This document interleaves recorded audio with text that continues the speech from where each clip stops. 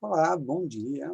Estamos aqui para a nossa próxima aula, nossa nova aula sobre o livro de Gênesis, na Escola Bíblica Dominical da Igreja Presbiteriana Luz do Mundo. E você é nosso convidado para essa aventura. Hoje nós vamos tratar do capítulo 4, do desenvolvimento da humanidade depois que eles saíram do Jardim do Éden, depois que o ser humano saiu do Jardim do Éden e perdeu esse contato natural com Deus.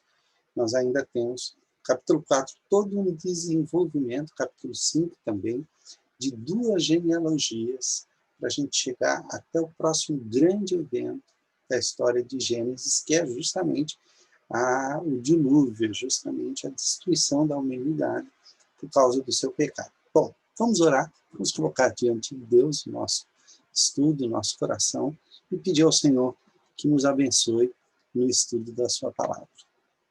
Querido Deus, nós te agradecemos, ó Pai, pela alegria de estarmos juntos aqui, pela alegria de estudar a tua palavra, de poder juntos, ó Pai, desvendar os mistérios deste livro de Gênesis.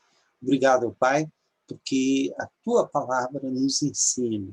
Nós te pedimos, ilumina-nos, ó Pai, ilumina a leitura da tua palavra, ilumina, Senhor, o estudo, aquele que está à frente desse estudo e todos aqueles que estão participando comigo neste momento desse estudo da palavra de Deus. É o que eu te peço, em nome e por amor de Jesus Cristo. Amém. Bom, queridos, vamos dar uma olhada aqui justamente naquilo que eu gostaria que nós pudéssemos guardar nesse instante. Notem bem, nós estamos aqui com o desenvolvimento da humanidade, conforme Gênesis 4 a 5. Dois grandes personagens já logo aparecem de cara nessa história.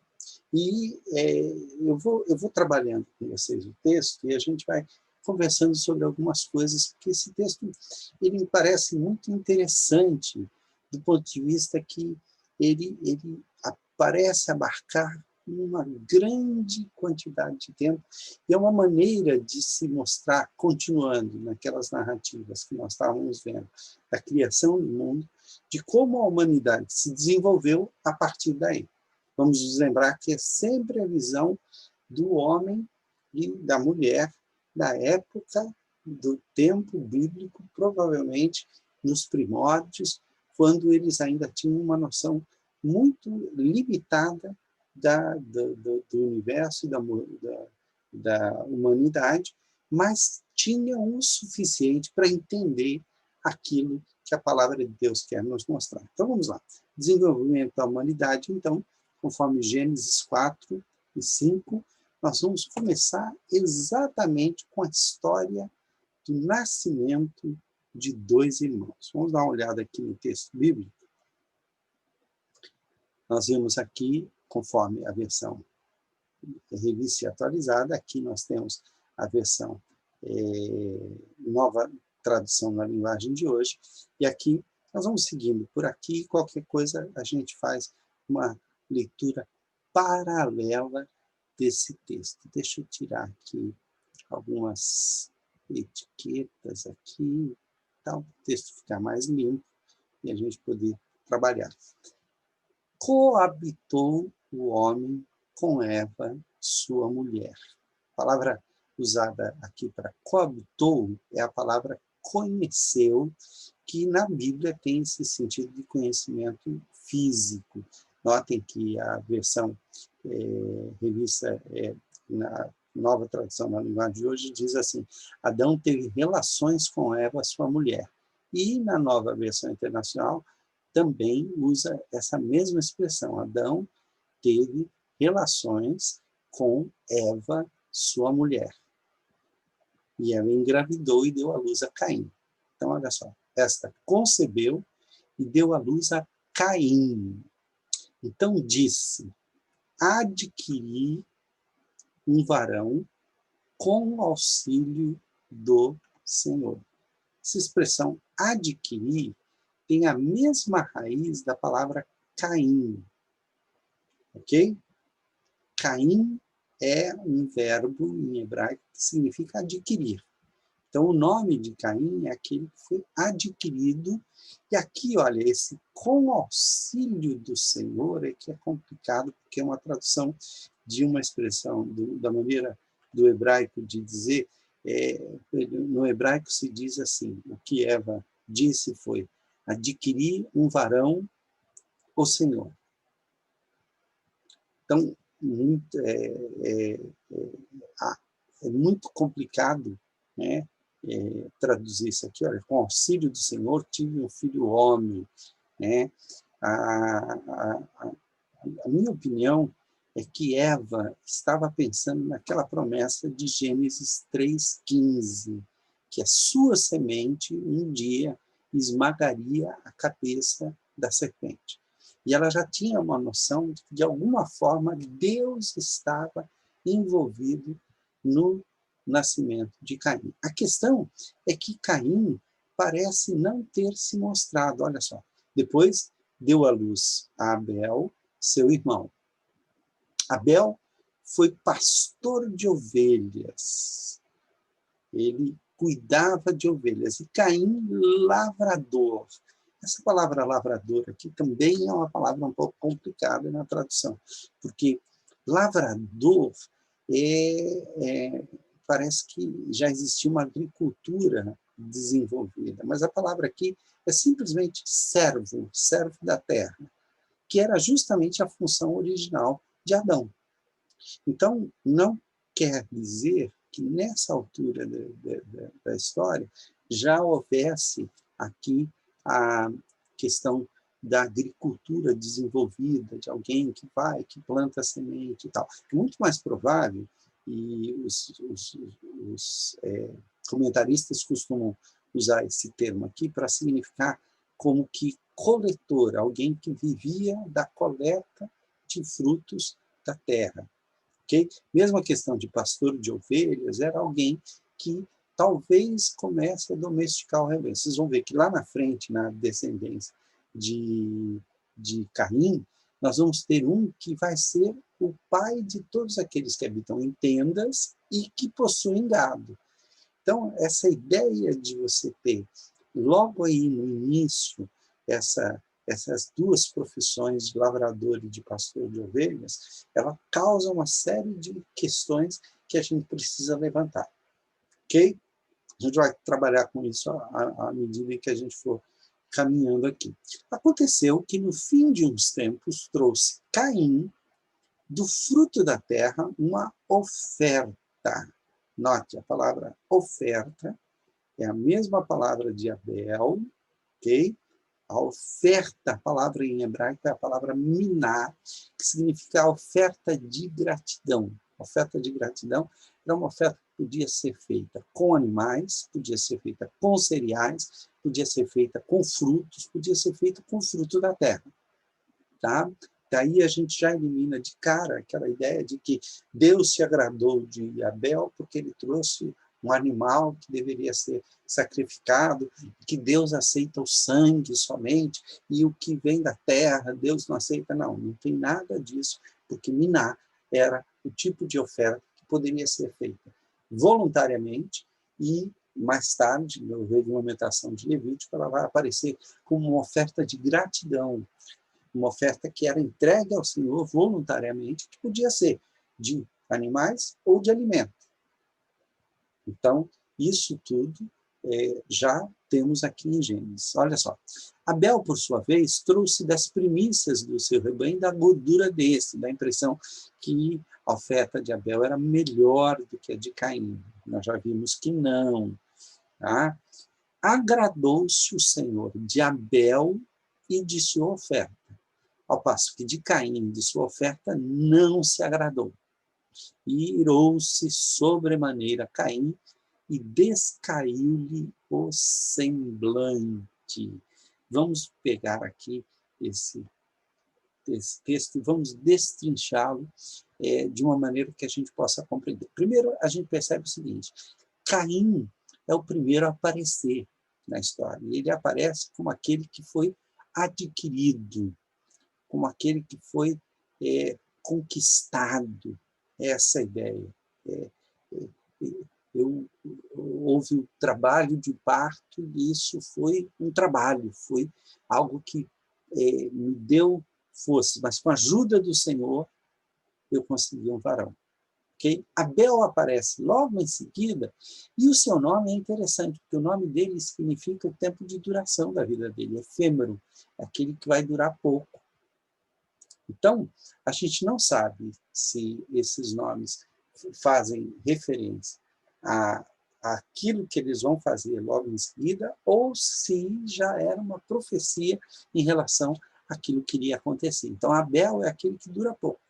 Agora, olha que interessante, existe uma espécie de dualismo aqui, porque fala-se de Caim primeiro, de Abel, depois, logo em seguida, fala-se que Abel era pastor de ovelhas e Caim, lavrador.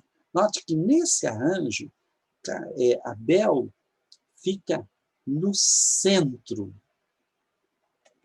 Então, nesse primeiro capítulo aqui, Abel está no centro. Nos primeiros versículos, a ideia é de que Abel será o centro da atenção. Isso é uma maneira judaica de estabelecer qual é o assunto principal. Logo em seguida, fala-se de Caim novamente. Caim, então, tomou uma iniciativa, trouxe uma oferta do fruto da terra. Ok?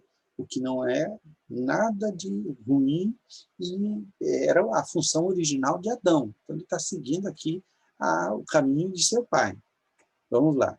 Abel, então, seguindo o exemplo, note que Abel seguiu o exemplo do seu irmão e trouxe uma oferta das primícias do rebanho. Acontece que de Abel o Senhor se agradou. Então, notem que Abel continua no centro aqui, olha só. E agradou-se de Abel e de sua oferta. Não foi da oferta e depois de Abel. Então, o que agrada a Deus é a pessoa e não a oferta que ele traz. O Senhor não se agradou de Caim nem de sua oferta. E aí, então, Caim irou-se. Então, notem, na segunda parte, nós temos Caim tomando iniciativa, ok? Abel seguindo o exemplo, depois Deus agrada-se de Abel, mas de Caim Deus não se agrada. Note que Abel continua no centro da segunda quadra de informações que nós temos. E aí, então, volta-se novamente para Caim. Caim irou-se e descaiu-lhe o semblante. Note que nós temos aí, então, no primeiro momento, Abel no centro, no segundo momento, Abel no centro, e a partir daí nós vamos ter Caim iniciando as ações. Ele iniciou a ação de levar a oferta, mas foi rejeitado por Deus. Por que Deus o rejeitou? O texto não nos diz, mas o texto continua aqui, olha só. Se a gente pensar aqui, isso que eu quero mostrar para vocês é justamente essa questão. Caim adquirido, Abel efêmero, Abel era pastor e Caim lavrador. Essa é a primeira quadra. Caim ofertou, Abel foi aceito e Caim foi rejeitado. E aí nós temos a ira de Caim em relação ao seu irmão, e o seu semblante demonstrava isso. Nós vamos ter aí a geração do pecado.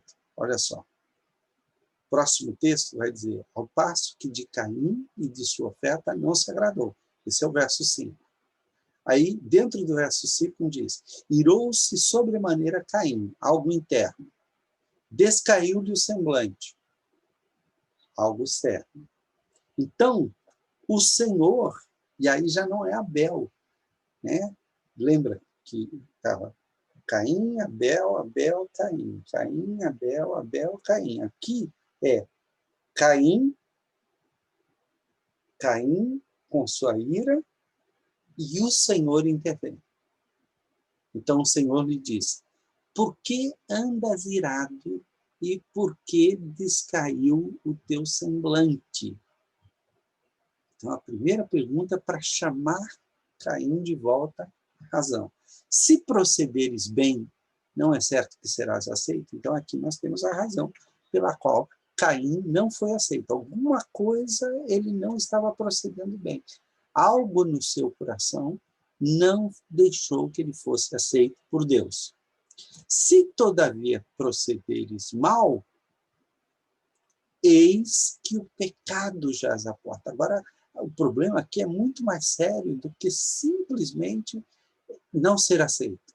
O problema aqui vai ser justamente que há um animal feroz na tua porta, que é o pecado, e ele está te espreitando.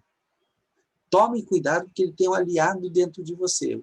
O seu desejo será contra ti. Mas você tem capacidade de dominar esse pecado. Então, Deus advertiu a Caim de que ele estava num caminho perigoso, ele estava caminhando na direção do pecado, e esse pecado iria devorá-lo, esse pecado iria destruir a vida dele. Ele foi advertido, ele foi chamado por Deus, porque está para acontecer aqui o desdobramento do pecado dos seus pais. Ok? Continuando aqui, nós vamos ter justamente o texto de Gênesis 4, de 8 a 12. Disse Caim a Abel, que é seu irmão, vamos ao campo. Então, a primeira atitude de Caim parece ser uma atitude amistosa, de reconciliação. Mas aquele pecado dentro dele, aquele animal que está se crescendo dentro dele, é que está tomando a rédea da ação. Então, há aqui um engano, há uma mentira. Note, as coisas estão se desdobrando, né? Estão se desdobrando. Quando Deus perguntou para Adão e Eva o que havia acontecido, eles não tiveram coragem de negar. Lançaram a culpa um sobre o outro e tal, mas não negaram. Mas agora, com Caim e Abel, à medida que a humanidade vai se desenvolvendo, esse pecado originalmente praticado no Éden começa a mostrar os seus frutos. E um destes frutos é, primeiro, a ira, o não ser aceito por Deus, primeiro, né, colocando na ordem certa, não ser aceito por Deus, isso provoca ira, provoca inveja, provoca, de alguma forma, um semblante carregado, e a intenção maligna corrompe o que pode parecer um gesto de amizade. Olha, vamos ao campo, é, na verdade, um gesto de traição. Estando eles no campo, sucedeu que se levantou Caim contra Abel. Parece uma coisa repentina, como se fosse de um ímpeto, mas porque o coração de Caim estava cheio de ira. Então levantou-se Caim contra Abel, seu irmão, e o matou. Quando ele escondeu o corpo, e aparentemente dá-se a ideia de que ele escondeu porque Deus já havia falado com ele uma vez e já o havia advertido, ele aparece e Deus lhe diz a Caim, né? Onde está Abel, teu irmão? Então, por esse texto, espera-se que um tome conta do outro. Tem que haver aqui aquele espírito de vamos ao campo, mas vamos ao campo como amigos, vamos trabalhar juntos, vamos passear, vamos conversar, vamos conviver. Mas o que acontece não é isso. Então Deus intervém novamente e fala com Abel, com Caim, e ele responde: não sei, acaso sou eu tutor do meu irmão? Quer dizer, tem que ficar cuidando dele? Parece que a resposta é essa mesmo. Eu tenho que cuidar do meu irmão. Isso que significa amar o próximo como a ti mesmo, é amar o irmão, é amar aquele que está próximo de mim. E disse Deus: que fizeste? A voz do sangue do teu irmão clama da terra a mim. Então, note, quando se comete um erro, como se comete um pecado, este pecado vai atingir o coração de Deus, e Deus vai cobrar o pecado cometido de quem o cometeu. És agora, pois, maldito sobre a terra, cuja boca se abriu para receber de tuas mãos o sangue do teu irmão.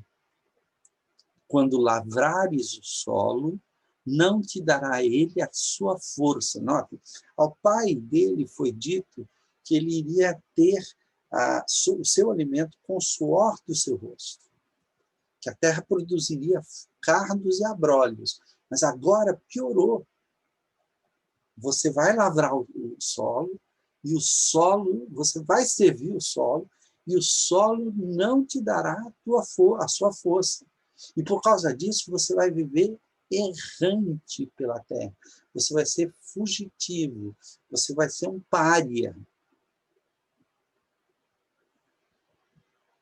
Percebam, esse texto aqui nos dá uma ideia, a partir de agora vocês vão perceber isso, nos dá uma ideia de que a Terra parecia já estar bastante habitada.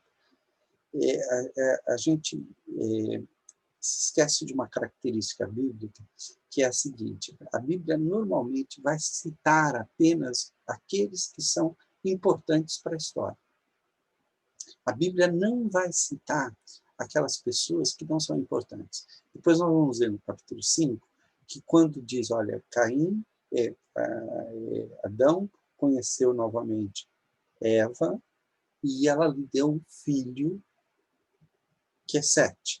Quando você vai ver a genealogia de Adão, Caim e Abel estão fora dessa genealogia. Então, é muito comum nas listas de nomes e nas genealogias que são colocadas na Bíblia, haver lacunas. É interessante porque quando Adão teve Sete, que na nossa contagem aqui é o terceiro filho, ele tinha cerca de 120 anos que ele já estava na Terra. Ora, espera um pouquinho, 120 anos, quantos filhos e filhas ele pode ter tido? E aí vem aquela questão, né? Mas como é que Caim casou com quem? Bom, a Terra já estava começando a se tornar povoada, crescer e multiplicar-vos, e isso funcionou. Então, olha só, olha o que diz aqui. Quando ele se viu, né, diante desse castigo, ele disse ao Senhor, disse Caim ao Senhor, é tamanho o meu castigo, que já não posso suportá-lo. Eis que hoje me lanças da face da terra, quer dizer, da terra fértil, eu vou para Nod, Nod significa divagar pelo mundo, essa ideia, e da tua presença hei de esconder-me, e serei fugitivo, e errante pela terra. Errante é o sentido da palavra Nod, que é justamente para onde ele vai. Quem comigo se encontrar me matará. Então, notem, há outras pessoas aqui, sim. Não é um mundo inteiro, e só Caim, Abel, Adão e Eva, só os quatro. Não. A Terra está crescendo, ela está se multiplicando. E o escritor bíblico escolheu contar para a gente os fatos significativos. Nós temos aqui o primeiro homicídio. Nós descobrimos que mesmo aquele que não pecou à semelhança de Adão, está com a tendência também do pecado. E que há aqueles que são recebidos e aceitos por Deus, e aqueles que não são recebidos e aceitos por Deus. No meu caso de Caim. No caso de Caim, ele agravou o seu erro, ele agravou as coisas erradas, que fizeram com que ele não fosse aceito por Deus, e por causa disso, ele agora recebe o castigo de se tornar nômade, de se tornar errante. O Senhor, porém, lhe disse, e aqui entra a primeira luz da graça comum. Não é a primeira, porque a primeira foi impedir que Adão e Eva comessem do fruto da árvore da vida e perpetuassem o seu pecado eternamente, se tornando totalmente impossível a salvação. Então Deus refreia o acesso à árvore da vida para que pudesse haver a salvação. Mas aqui nós temos mais um ato da graça de Deus, uma graça que, inclusive, é sobre o pecador castigado por Deus. O castigo vem junto com a graça, olha só. Assim, qualquer que matar a Caim será vingado 7 vezes. E para que ninguém pudesse matá-lo, pôs o Senhor um sinal em Caim, para que não o ferisse de morte quem quer que o encontrasse. Então, de alguma forma, Deus o protegeu de ter a lei de talião cumprida em cima dele. Ele matou, deveria morrer.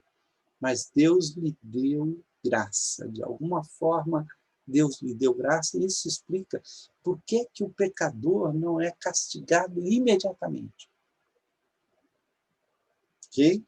Deus colocou nele uma marca. A gente não sabe que marca é essa, o texto não diz, mas essa marca, esse sinal, ele é a mesma palavra usada quando, por exemplo, aparece o arco-íris no céu. Só, esse é o meu sinal, o sinal da minha aliança. Quando, mais para frente, Moisés vai perante Faraó, diz: farás estes sinais, as demonstrações da graça e do poder de Deus. Então, este sinal de Caim não se sabe o que é, mas é uma maneira de dizer: olha, ele está protegido, ele está guardado. Retirou-se Caim da presença do Senhor e habitou na terra dos nômades, Nod, ao oriente do Éden. Ok? É a ideia de que o oriente do Éden é aquela região, imagina-se o Éden, né? Os primeiros homens imaginavam o Éden na região da Mesopotâmia. Então, seria aquela região depois da Mesopotâmia, que vai até a Índia, onde os nômades habitam, onde aqueles que vivem errantes habitam e tal. Foi para lá que Caim se foi.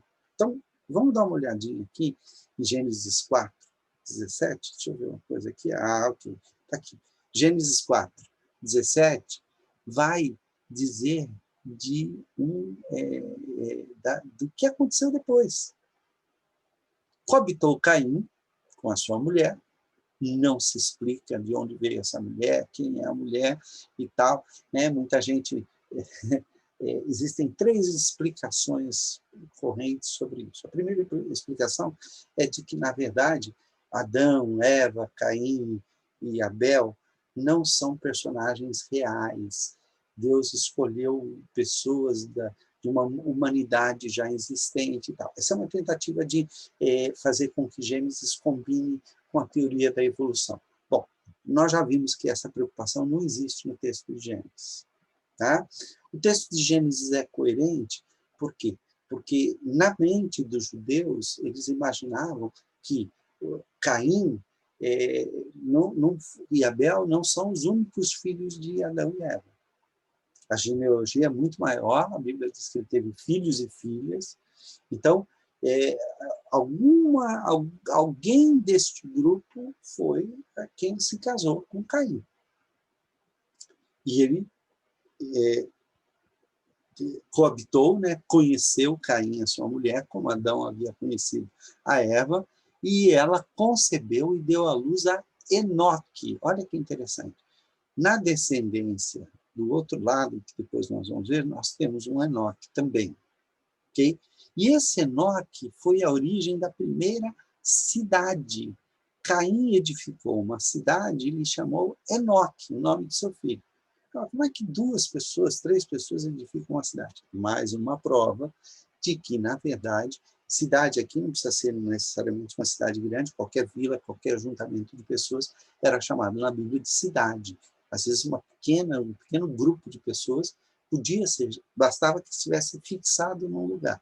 Então, Caim criou um ajuntamento de pessoas, e aí nós já vemos o mandato social sendo estabelecido, quer dizer, crescer e multiplicai-vos, e é isso que está acontecendo, e deu a Caim o nome da cidade, o nome de seu filho, o que é muito interessante, porque mostra que ele quer perpetuar o seu nome, ele quer fazer com que a sua descendência seja lembrada. Então, aqui, a Enoque nasceu-lhe Irade, Irade gerou Meujael, Meujael a Metusael. Metusael é outro nome muito parecido com Metusalém, que é da linhagem de Sete, que é o outro filho de Caim, de Adão e Eva. Okay? Metusael teve um filho, e esse filho se chamou Lameque. E esse Lameque foi quem começou a continuar a expandir o mal. Então, vamos lá. Caim teve um filho chamado Enoque, que teve um filho chamado Irade, que teve um filho chamado Meujael, que teve um filho chamado Metusael, que teve um filho chamado Lameque. Todos estes tiveram filhos e filhas. O primeiro é que é contado na genealogia. Ok? Vamos para frente? Olha só. À medida em que esses filhos vão nascendo e essas descendências, o tempo vai passando, o escritor estabelece e coloca ali coisas que provavelmente correram no terreno de muito tempo, mas ele personificou através de personagens que se tornaram os pais de vários ofícios e de várias profissões. Lembra que quando nós estudamos os mandatos, nós estudamos que há um mandato social, que é crescer e multiplicai-vos. Então, tudo aquilo que diz respeito ao crescimento, à multiplicação, formação de cidades, a formação de sociedade, está dentro do mandato social. E diz que o homem deveria ter domínio sobre os animais, domínio sobre a natureza, foi colocado no jardim para cultivar e guardar e ser chamado de mandato cultural. Então, a transformação das coisas, criando assim cultura. Olha o que vai acontecendo. Lameque tomou para si 2 esposas. Então, a primeira coisa que vai acontecer aqui é que a ordem natural em que Deus chamou um homem e uma mulher e apresentou a mulher ao homem e os dois se tornaram uma só carne, já foi quebrado, porque ele tomou 2 mulheres. É a primeira vez a bigamia entra na história, e não só a bigamia, mas a dominação de um homem que se acha melhor do que os outros. Então, aquela coisa, aquela soberba que parece estar presente lá em Caim, embora não tenha se manifestado, manifestou-se através da inveja. Nesse caso aqui, ele vai assumir explicitamente esse tipo de pecado. Primeiro, o pecado da bigamia. O nome de uma era Ada e o da outra Zilá. Ada deu à luz a Jabal, que foi o pai dos que habitam em tendas e possuem gado. Então, note, ele está ligando o nome de Jabal, o escritor está ligando o nome de Jabal a todos aqueles que são nômades, como Caim foi, e que vivem em tendas e que possuem gado. De certa forma, aqui nós temos o pastoreio colocado como uma profissão. Lembra, Abel era pastor, mas era um tipo incipiente de pastor. Nós não sabemos o que aconteceu com essa profissão. Nós sabemos que depois de algumas gerações, Jabal vem a ser o pai, ele vem a ser o criador, ele é como se fosse assim o representante de todos aqueles que habitam em tendas e possuem gado. O nome de seu irmão era Jubal, e este foi o pai de todos os que tocam harpa e flauta. Então, olha a cultura aparecendo aí. A harpa foi feita das coisas da natureza, a flauta também. À medida em que o ser humano descobriu que pode-se produzir som, esticando cordas, esticando, quem sabe, fios tecidos da lã, não se sabe exatamente qual é isso. E a flauta, que é aquele instrumento onde você aproveita o barulho do sopro e vai com os furos, vai colocando. Notem, a cultura está se desenvolvendo.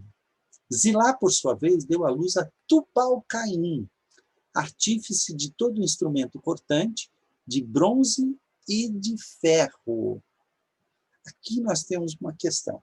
O bronze, ele é muito antigo, ele aparece muito antigo, depois da Idade da Pedra, depois que o homem utilizou as pedras para fazer os seus artefatos, né? Você tem a pedra lascada, que é aquela pedra mais bruta, depois tem a pedra polida, que vai fazendo, você tem a chamada período, período a chamada idade das pedras, da pedra, vai de 30.000 antes de Cristo, alguns acham vai até 100.000 antes de Cristo, e que por volta do ano do ano do ano 3000, o homem descobre a possibilidade, 3000 antes de Cristo, ele descobre a possibilidade de fundir o estanho com o cobre e produz o bronze. Só em 1400, 1500 antes de Cristo, talvez até 1600 antes de Cristo, que o homem descobre como fazer o ferro ser fundido e transformá-los em instrumentos que sejam úteis aos homens. Notem, está colocando aqui o Tubal-Caim como pai da metalurgia. Não está se dizendo que foi ele quem descobriu o bronze e o ferro, mas que ele começou a trabalhar os metais e, portanto, ele é o precursor desses todos. E a irmã de Tubal-Caim foi Naamá, que significa alegria. A gente não tem nenhuma informação sobre ela. Mas olha que interessante. Esse texto de Gênesis 14, de 19 a 22, mostra uma coisa, primeiro a bigamia, depois, conforme os filhos vão nascendo, a ideia de que o ser humano está se desenvolvendo, está descobrindo tendas. Para fazer tenda ele tem que matar o animal, ou do que ele vai fazer a tenda de couro, do que é. Depois a questão dos instrumentos musicais, depois a questão dos instrumentos cortantes, de guerra, notem, há um desenvolvimento do mandato cultural, da sociedade e da cultura. Mas olha o que acontece aqui no casamento e dentro desse mandato social. Lameque disse às suas esposas, Ada e Zilá, ouviu-me, ele está se vangloriando. E vós, mulheres de Lameque, escutai o que passam a dizer-vos. Matei um homem porque ele me feriu. E um rapaz porque me pisou. Então, notem, Lameque representa aqui uma vingança que não tem freio. O homem feriu, ele mata. O homem pisou, ele mata. O que ele diz sobre isso? 7 vezes se tomará vingança de Caim, mas de Lameque, porém, 70 vezes 7. Isso mostra o quê? Mostra que está havendo aqui um desenvolvimento do mandato social e do mandato cultural, mas junto com a maldade humana. A maldade humana está crescendo assustadoramente. O que vai acontecer aqui? Olha, mandato social, construiu uma cidade, deu-lhe um nome, ok? Mandato cultural, habitação em tendas, criação de gado, harpa e flauta, então, os instrumentos musicais, a descoberta da música, né? O trabalho com metais, bronze e ferro. Mas, ao mesmo tempo, a violência está aumentando, a bigamia surgiu, a soberba do ser humano está aumentando, a tirania está se instalando e a vingança está se colocando como um regulador social. Para isso, no mandato social vai ser preciso que haja lei. E a lei, primeiro, vai ser imposta pelos mais fortes. Porque quem é que pode controlar um homem dentro? Só quem é mais forte do que ele. Mas aí, então, no texto, há uma ruptura desta linha que está caminhando para a destruição. Há uma nova semente. Olha só. Tornou Adão a coabitar com a sua mulher e ela lhe deu um filho, a quem pôs o nome de Sete. Porque disse ela, Deus me concedeu outro descendente em lugar de Abel. Ela já nem considerava Caim como seu primogênito, que Caim matou. A Sete nasceu-lhe também um filho, ao qual pôs o nome de Enos. Enos é um nome que é usado para o ser humano também, vamos dizer, na sua pouca duração. Sempre que Enos aparece, ou é um homem de guerra, ou é um homem frágil, é um homem que, na sua fragilidade, a humanidade vista na sua fragilidade. Daí se começou a invocar o nome do Senhor. Então, lembra, eram 3 os mandatos, o social, o cultural e o espiritual. Na linhagem de Caim, não se fala do mandato espiritual. Mas na linhagem de Sete, que é o filho que vem em substituição a Caim, fala-se que se começa a invocar o nome do Senhor.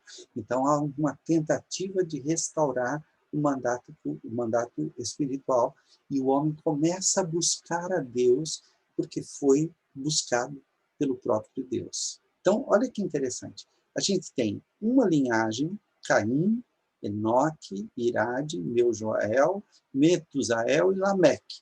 E de Lameque, 4 filhos, formando um total de 10. 10 é um número muito interessante na Bíblia, porque sempre que ele aparece, significa completo. Então, o que esse texto está querendo dizer? Ele está querendo dizer que esses são, um é pai do outro e tal. Não necessariamente, porque pode-se pular muitas gerações e colocar os nomes como sendo descendentes da mesma pessoa. Isso é muito comum na Bíblia. A gente percebe isso quando a gente vê outros textos. Às vezes se pula gerações inteiras. Mas por quê? Porque estes nomes ficaram marcados na memória como aqueles que deram o prosseguimento, deram um salto na cultura, na sociedade e na maldade. Do outro lado, vai aparecer a linhagem de Sete, que nós vamos ver agora o texto. Olha só, vamos pegar aqui o texto. Então, nós temos aqui no capítulo 5, logo depois daquele texto em que se diz que Sete teve um filho, esse filho foi chamado Enos, e Enos, a partir de Enos, começou a se invocar o nome do Senhor. Olha, percebeu o finalzinho do capítulo 4. Tornou Adão a coabitar com a sua mulher, ela lhe deu um filho, e aí começou a se invocar o nome do Senhor. Então, nós temos aqui um outro lado da história. Este é o livro da genealogia de Adão. No dia em que Deus criou o homem, a semelhança de Deus o fez. Então, no dia que Deus criou Adão, a semelhança de Deus o fez, homem e mulher o criou e o abençoou. Aqui abençoou a humanidade.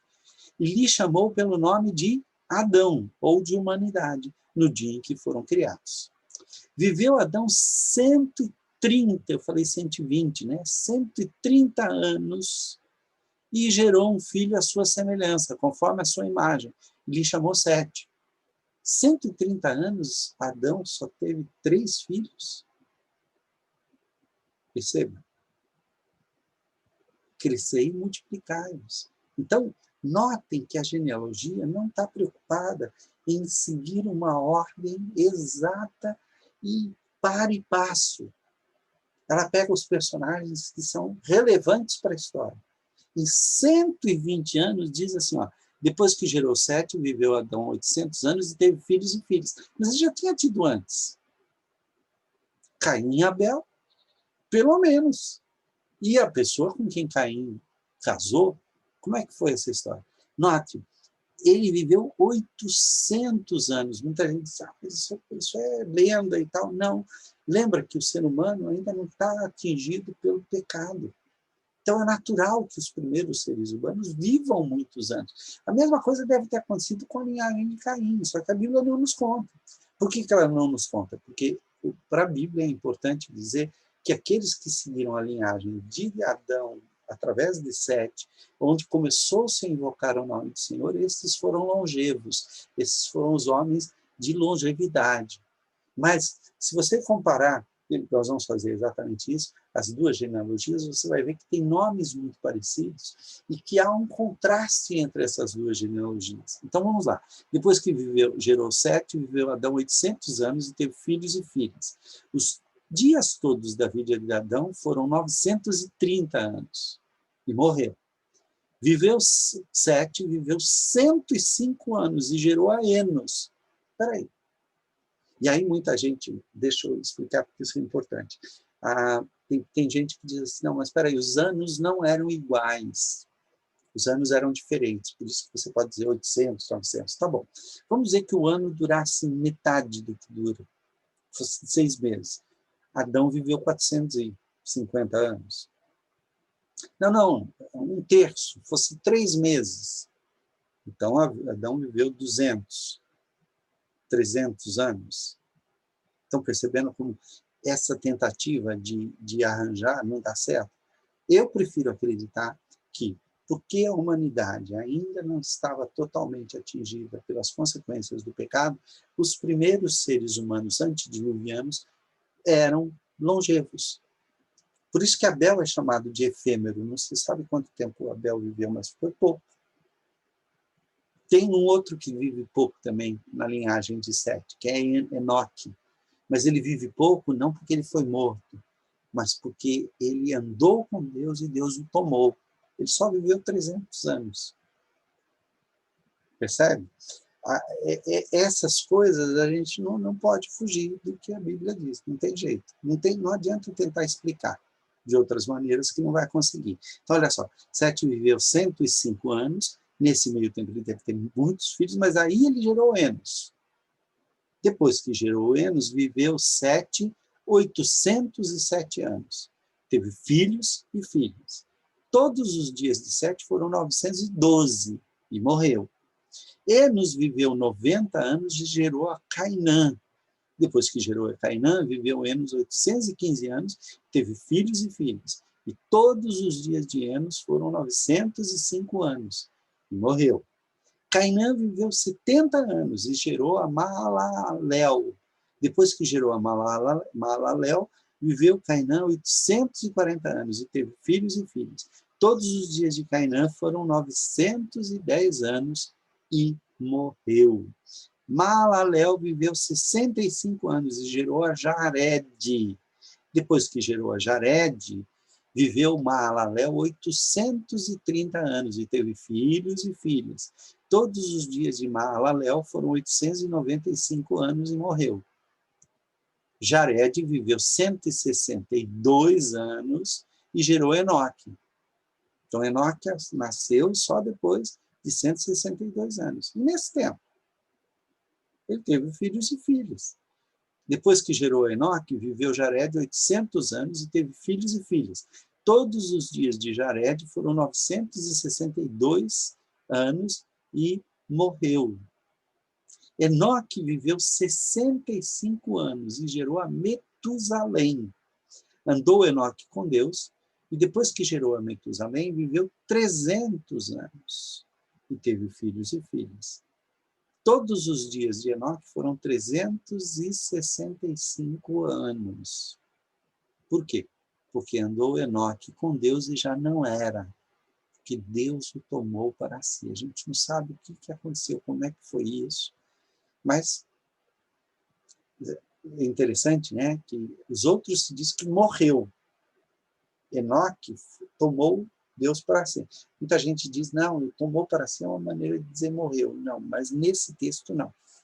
Nesse texto indica que, de alguma forma, Enoque não passou pela morte. Metusalém viveu 187 anos e gerou a Lameque. Lembra que tem um Lameque do outro lado lá. Depois que gerou a Lameque, viveu Metusalém 782 anos e teve filhos e filhas. Todos os dias de Metusalém foram 969 anos e morreu. Lameque viveu 182 anos e gerou um filho. Pôs-lhe o nome de Noé, dizendo: este nos consolará de todos os nossos trabalhos e fadigas das nossas mãos, nessa terra que o Senhor amaldiçoou. Depois que gerou Noé, viveu Lameque 595 anos e teve filhos e filhas. Todos os dias de Lameque foram 777. Note, o pai dele viveu 969, foi a pessoa que mais viveu. e Lameque viveu menos. Era Noé da idade de 500 anos e gerou a Sem, Cam e Jafé. Vamos dar uma olhadinha nisso aqui? Olha só, nós já vimos aqui a descendência de Caim, mas olha a descendência de Sete. Enos, Cainã, Malalel, note, Meujael e tal. Vamos lá. Jared, tá? Tem Irade do lado de cá, os nomes são parecidos para fazer um contraste entre a linhagem de Caim e a linhagem de Sete. Enoque, note que Enoque foi o nome do filho de Caim. Aqui, Enoque é aquele que anda com Deus. Metusalém, ali, olha, tem o Metusael. E Lameque, que é justamente o pai de Noé. Agora, olha que interessante, tem um Lameque aqui que é uma peste, né? Então, o que a gente pode aprender? Olha só, na linhagem de Sete, retoma-se o mandato espiritual. Enos começa a se invocar o nome do Senhor. Enoque andou com Deus. E Noé pôs-lhe o nome de Noé, dizendo: este nos consolará dos nossos trabalhos e das fadigas das nossas mãos, nessa terra que o Senhor amaldiçoou. Então, nós temos aqui o início de uma nova história. O início de um novo começo. Qual é a finalidade desse texto que vai de Gênesis 4 até Gênesis 5? Primeiro, mostrar o desenvolvimento da humanidade. Mostrar isso de uma maneira emblemática, não necessariamente trabalhando com a historiografia, como se diz, mas colocando personagens e colocando as principais atividades humanas, então a construção de cidades, o ajuntamento, a formação da sociedade, a necessidade de leis para refrear o mal, a bigamia, a maldade se espalhando através do assassinato, através da morte, a lei do mais forte. Mas, ao mesmo tempo, há progressos culturais. Habitar em tendas, moravam em cavernas antes? Não sabemos. Há evidências de que os seres humanos moraram em caverna. Então, o ter tenda fazia com que houvesse mobilidade, ao mesmo tempo que uma cidade promovia a estabilidade. Então, você tem tanto o nomadismo quanto o sedentarismo apresentados aqui. A Bíblia não está preocupada com a ordem que essas coisas acontecem, porque isso é uma preocupação da ciência hoje, é uma preocupação da historiografia hoje. Mas a Bíblia está preocupada em dizer, olha, essas coisas existem. Alguém começou a trabalhar com metal, alguém começou a tocar música, alguém começou a habitar em tendas e possuir gado. O pecado foi se espalhando de tal maneira, mas não se esqueçam, o nome do Senhor voltou a ser invocado. Enos foi o primeiro, depois nós temos um homem que andou com Deus e serviu de modelo para os seus contemporâneos, e nós vamos ter então agora Noé, que é alguém sobre quem pousa uma promessa. Qual é a promessa? Esse nos dará descanso. Este é aquele que Deus escolheu para, de alguma forma, fazer valer a pena viver nesse mundo. Já está preparando o caminho para o capítulo 6, onde se fala da corrupção enorme a qual a humanidade chegou, a ponto de haver uma degeneração do ser humano, surgimento de seres descomunais, os gigantes, e então Deus resolve colocar um fim e começar tudo de novo. E aí nós vamos ter o estudo do dilúvio e das suas consequências. Ok? Deus te abençoe, que a palavra de hoje tenha te abençoado, e nós esperamos você para daqui a pouco, no nosso culto, às 11 horas, e se você está assistindo depois da estreia e tal, que Deus esteja cuidando de você, e você poderá ver tanto aqui, né, quanto aqui no finalzinho, você vai ter como se inscrever no nosso canal, e como continuar esse estudo. Se você está pegando esse estudo pela primeira vez, esse é o 8º, eu sugiro que você assista o primeiro estudo que está aqui, ok? Deus te abençoe. Isso no YouTube, né? Se você tiver em outras plataformas, você pode procurar, que você vai encontrar. Deus te abençoe e até domingo que vem, se Deus assim nos permitir.